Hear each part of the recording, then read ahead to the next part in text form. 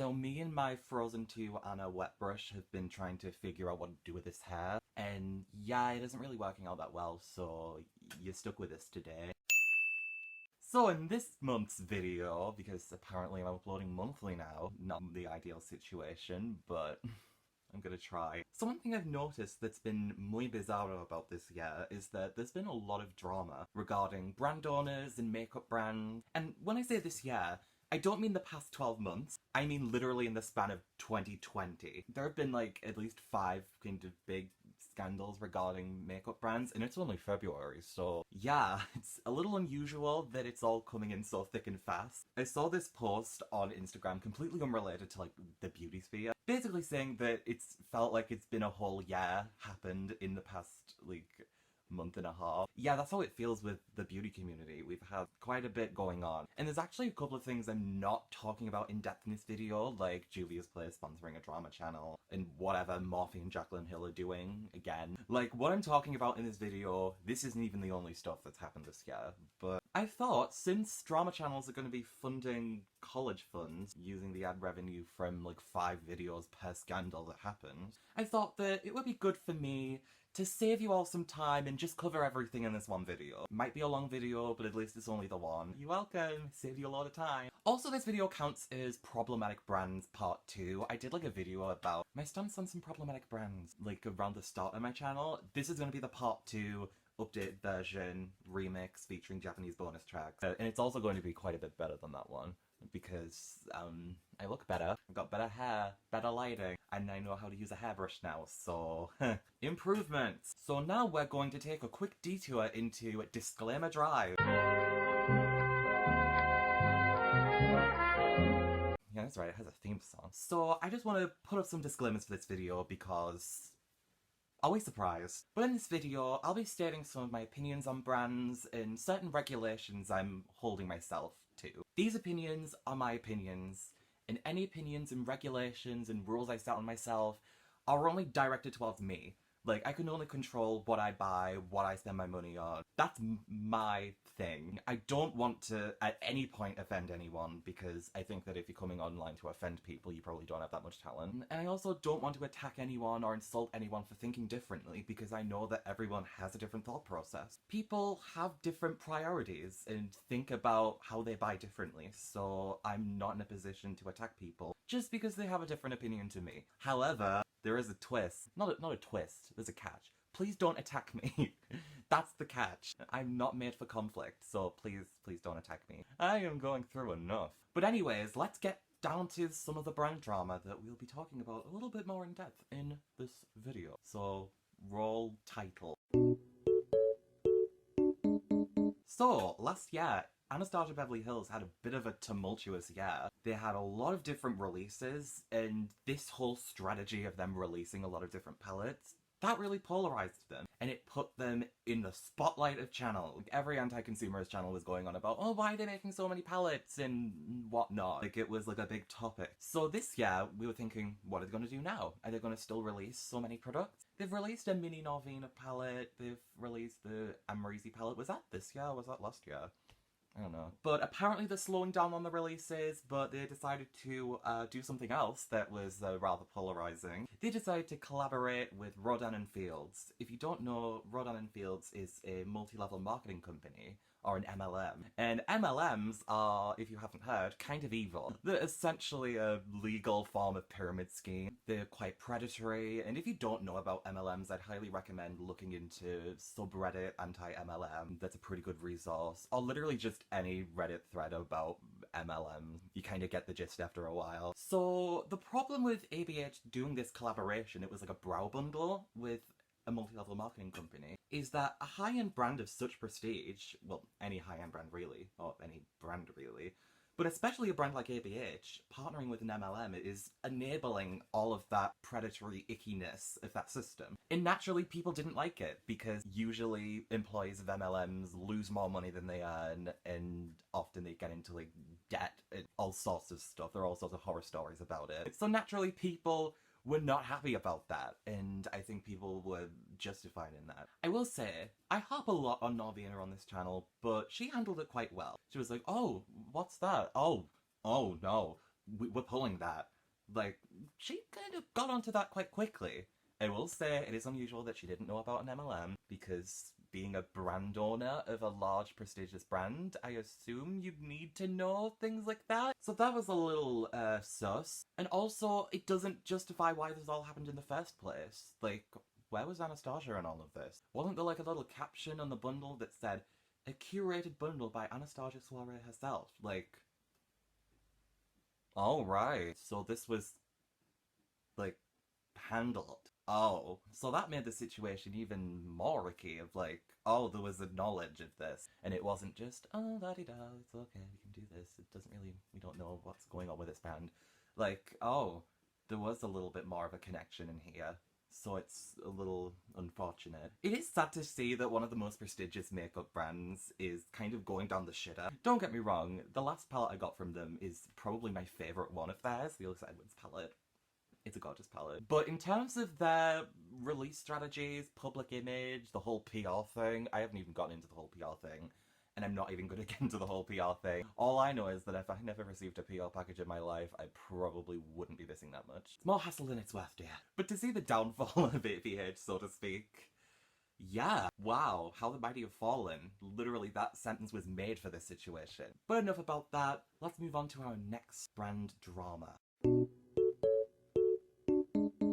This whole section of the video should just be called How to Screw Up a Rebrand, because I'm no marketing expert. You don't see me working at ad agencies, but like, this was not a good rebrand as far as I'm concerned. And I had hope for this rebrand. I had hope for Makeup Geek rebranding and doing something really cool and getting back in there with something exciting, with new packaging and a new look and a new attitude. What a clown I was. Makeup Geek rebranded by putting their eyeshadows in square pans, keeping the logo, which I think they should have dropped. I think they should have changed the logo, if I'm honest. I think a rebrand should probably change the logo. It's not even like an iconic symbol in this case. Just, y'all should probably change the logo. And then like splashing purple on the packaging. Changing the name of Cocoa Bear to Cheetah Bear, which I think was kind of funny. And relying on a very matte heavy lineup of eyeshadows in a kind of climate which is looking for more interesting metallics and duochromes, triochromes, multichromes, A to Z chromes, I don't know. But I think having such a matte heavy lineup wasn't really a good idea. Also the prices people did not like, but I'm not a price expert, so I can't really comment on that.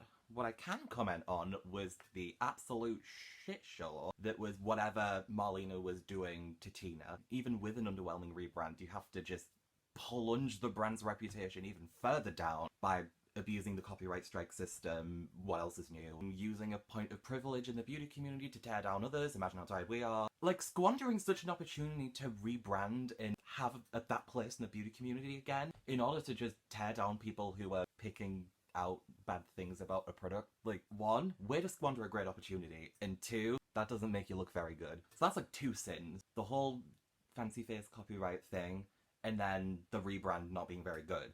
Like, you're gonna put in square pans, kind of make the logo slightly different but not very different, shove on some purple on the packaging and call it a day. That's not a rebrand, that's a rebland.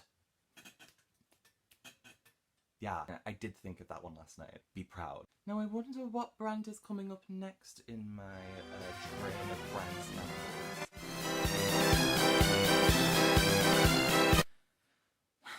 Do you know last year in my advice I give to brands video where I talked about needing to take away Jared's Twitter access? Yeah, I should have said that whole family. If Too Faced didn't have a spotty reputation before, now it is like polka dot central. So if you didn't know, which would surprise me a lot, but hey, I'm willing to be surprised. The wonderful Nikki Tutorials came out as a trans woman on her channel, and I mean, a legend. I'm not even going to comment on it. It's absolutely flawless in my opinion. We really have no choice but to stand. And when all of the discussion was going around congratulating all of the awesome things that were going on and a couple of the more not awesome things that I was seeing, some of the people online are transphobic as fuck and it is not cute. We got a little thing from the sister of Too Faced creative director Jared Blandino, who I believe is called Lisa?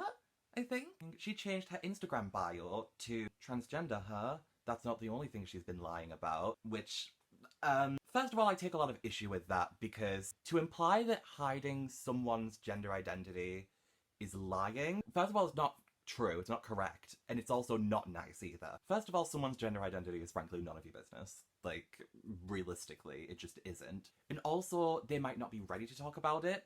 They might not feel safe talking about it. They might be, like, opening themselves up to a world of hate talking about it. This applies to sexuality as well. Like, if someone is hiding their true identity, it's not because they're lying. It's probably because they're trying to not get themselves bullied online or in real life or thrown out of their houses or whatnot. There are endless reasons. So to imply that a trans person is lying by hiding their identity, yeah, that's awful. That is just nasty. I'm not even going to make a joke about it because it's just not a nice thing to do to someone. So people caught wind of that very quickly, and already I saw people like suggesting dupes for Too Faced products, like let's not support Too Faced, which that was great. And I was like, okay, I'm not going to support them either. And I haven't bought any of their products since, and I don't plan on buying any of their products. However, that got me thinking about my own reaction to this whole thing and how I reacted differently to past scandals from Too Faced, because if you didn't know, there was an earlier scandal around, was it last year or the year before? Whenever the Pretty Rich collection came out, there was the whole Rich Lives Matter cake scandal. And I kind of took that as, oh, it's just some rich, privileged whiteys laughing about something quite trivially. And I didn't really take it as seriously as I should have. And looking at it now, I absolutely should have took that more seriously. And I feel like because it wasn't really concerning my community, I didn't really take it as seriously. And first of all, that was a big mistake on my part, and also that wasn't a good shine of my personality. So I really want to apologise for not doing it earlier, not calling it out earlier, and not cutting that tree with the root, because I feel like it was very easy for me to just ignore it and sweep it under the rug, and I shouldn't have done that. The position I'm kind of in where I really feel like social justice is important. Like, not everyone thinks like that. I'm not telling you to think like that. You don't have to think like that. But for me, it's really important because I want there to be social justice. And if I'm only fighting for things that concern me and my community, then, like, who's to say that other people won't fight for our issues? I think that if I'm preaching intersectionality and being like, oh, we need to make sure that there's social justice for all, then I need to be representing that in more ways than one. I did do, like, an Instagram story apology about me not really taking the issue as seriously as I should have. But consider this the more refined, more permanent version of that apology. I was wrong to be taking that whole scandal with a pinch of salt. I should have been a lot more forthright about the whole issue, and I should have just cut them off there and then.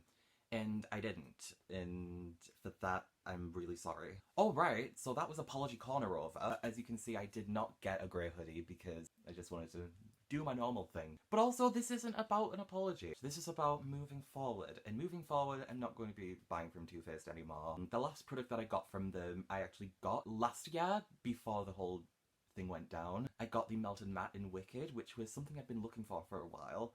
And I mean, the formula is just okay, I think. There is one other thing that I wanted from them, which is the damn peach powder. Every time I go into Debenhams, I just, like, get the peach powder and I huff it like it's poppers, like, honestly. But I'll survive. I'll live without my peach powder, because social justice is more important than peach-smelling powder.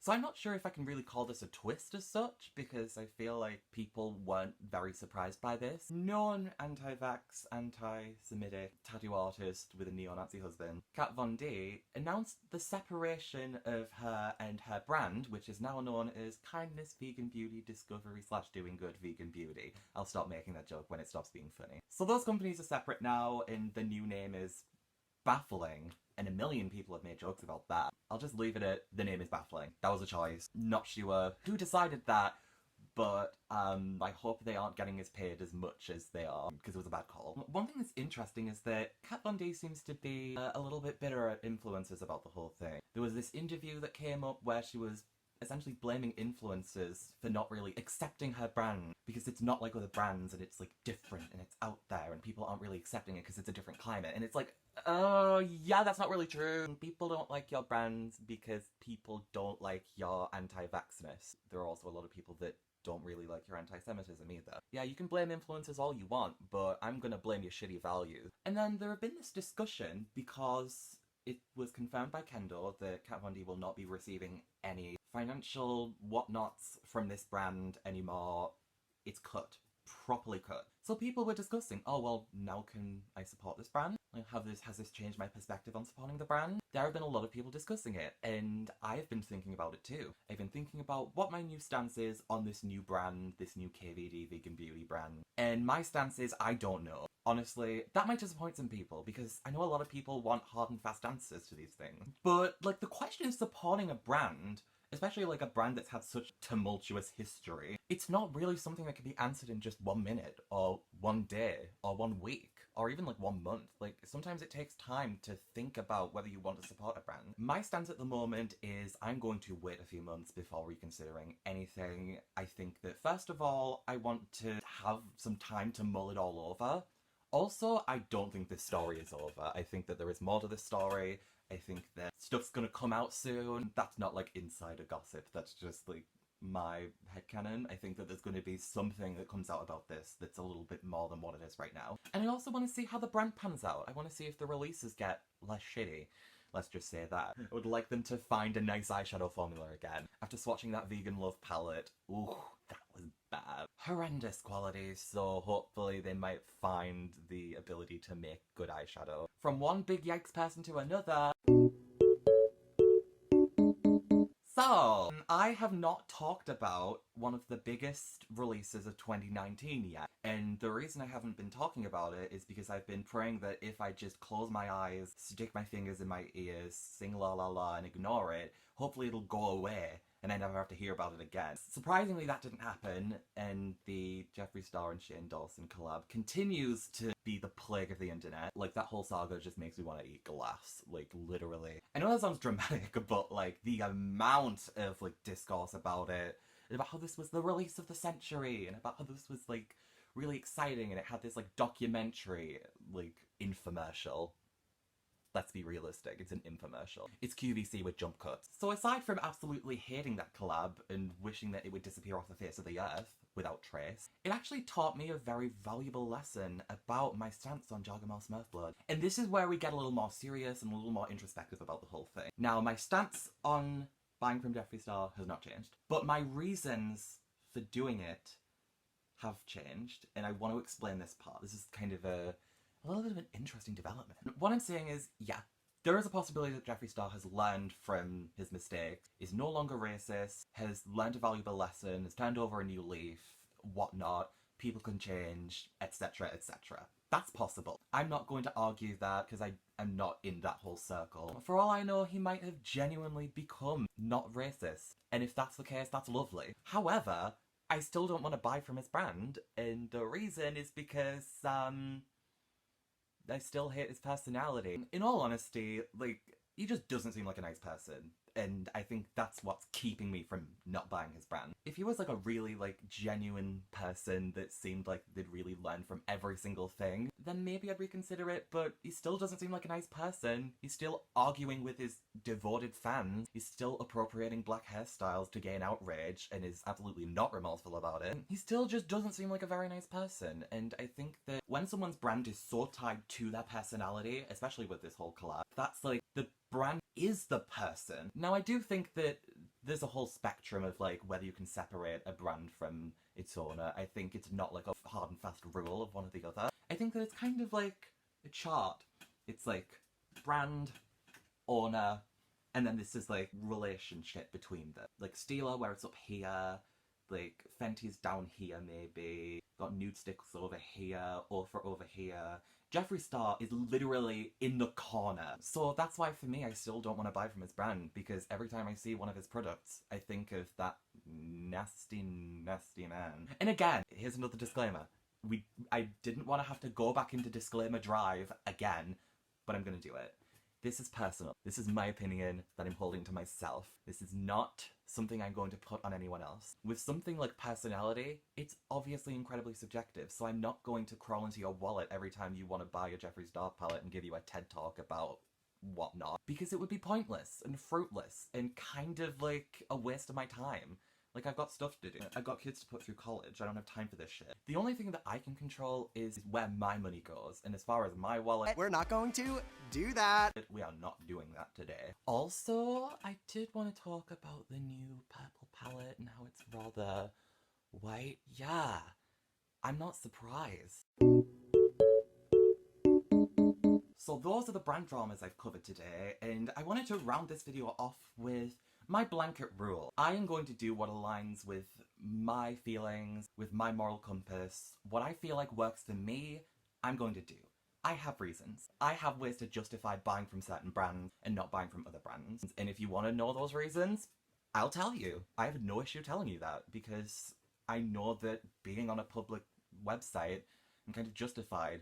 Even if it's just like, oh, because I like the product. I'm gonna tell you. I buy logically and I buy emotionally, and I think that it's fine to buy in either of those capacities. And one important thing is that I understand that not everyone thinks the same way as me. Not everyone buys the same way as me. Not everyone is going to pick up something and respond the same way to it, because kind of human nature. It's fine if you only care about the banging colour scheme, which, by the way, might be quite banging. And I might not support certain brands, but I can admit when the colour schemes are nice. It's fine if you buy everything that makes your heart sing, even though your wallet might not be so happy with that. It's fine if you want to buy from someone regardless of whatever you've heard from them, whatever scandals or stories you've heard about them doing. If you want to buy from them anyway, I don't really mind. It's fine if you don't want to cancel people, whatever the hell that means. If you only care about the makeup, that's fine. If you want to buy whatever makeup you want to buy, that is fine. It is perfectly fine by me, and I'm not going to attack you for doing that. What isn't fine is berating people who have legitimate reasons for not buying from brands. I know it can be hard for people who are buying from controversial brands who might get backlash for it, but calling people triggered because they don't want to buy from your favourite brand, that's not good. It's not nice. It's actually kind of awful. First of all, chances are their boycotts aren't really going to have that much effect on your collection, so like, okay? Is there really any harm in just letting people boycott their brands in peace? What would be a more productive thing to do? Complaining all day about SJWs, or just letting the SJWs live in peace? Please, just let us live in peace. And you don't have to cancel brands just because that's the in thing to do. You can justify why you don't want to do that, and I'm fine to listen. I listen to your reasons. I'm not gonna just look at someone buying from a brand I don't like and be like, no, evil, lucky chair. Like, I'm gonna listen to what you have to say. If you have reasons that you buy from certain brands, that's fine. You're allowed to justify why someone else's approach isn't for you, but minimizing their reason and acting like they're just like overly sensitive for some reason, and especially when it comes to genuine issues of like racism, misogyny, transphobia, general insensitivity and ick factor, especially when you're defending a large company, it doesn't make you a hero or a martyr. It kind of just makes you an asshole. And it definitely makes you a clown. Because not one of those CEOs gives a flying hootenanny about your defense. Like, there is no use in telling people, why are you so sensitive about not supporting this brand? You need to just, like, grow up or whatever. Like, is that gonna do anything productive? Let's be realistic. So, the too long didn't watch summary of this video, which I'm putting at the end of this video because you probably watched the video.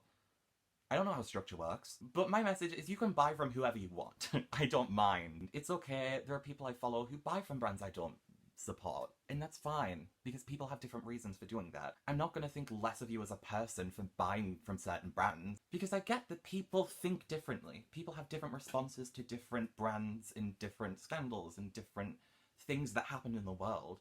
That's okay. But if you're going to belittle people who are boycotting, then I am gonna think differently of you. I'm gonna look at you and be like, oh, well, I have legitimate reasons, and they just kind of don't really even want to consider that, and they're just going to insult people based on that. That's where I draw the line. Like, be nice. Don't be rude. So, that took a lovely little tangent from brand drama recap to a full-ass TED Talk. I'm not saying TED Talk should hire me to do one, but I'm totally available. So, that is all for today's video. And if you enjoyed this video, please let me know any thoughts you have. I want to create a space for discussion where we can discuss, but be civil and be nice and don't be rude, because if you watched the video, hopefully you took that in. But just let me know your thoughts. Talk to me, please. I'm really excited to be able to talk to more people, especially since my Instagram's been doing better, so talk to me, please. And if you like this video, give it the thumbs up. And if you want to see more of me talking about stuff, then subscribe to my channel and hopefully I'll upload more. If you're really desperate, you can even hit the bell. That's not a requirement, but, you know, the subscriber button needs a friend, so give it a friend. If you are interested in seeing looks like this, and you want to see some really cool palette designs, roll montage,